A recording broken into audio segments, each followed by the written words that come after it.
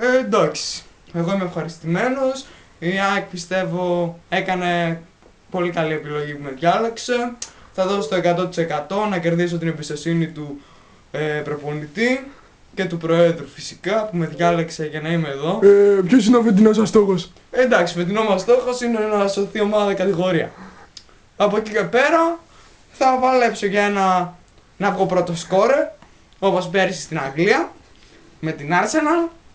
Εντάξει, αυτά. Έχετε κάποια στενή σχέση με κάποιο παίκτη της ΑΕΚ? Ναι, με τον ταξιάρχη Φούντα. Καπνίζαμε. Συγγνώμη, είμαι κρυωμένος. Καπνίζαμε μαζί Φούντα, έξω και το επίθετο. Συγγνώμη, συγκίνηση.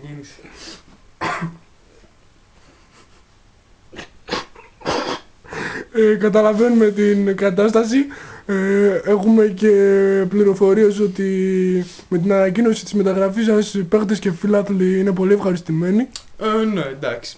Θέλουμε τη βοήθεια του κόσμου στα γήπεδα. Εντάξει. Από εκεί και πέρα θα δώσουμε το 100% όλο οι παίκτες και ομάδα.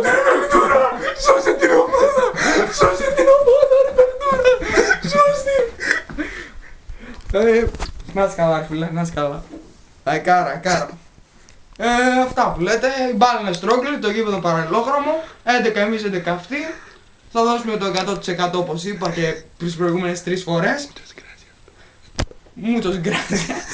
Που με έμαθε και ένας φίλος μου στην Ισπανία πριν 3 χρόνια. Ευχαριστούμε πολύ. Ευχαριστώ. Καλή συνέχεια στα γήπεδα. Ευχαριστώ.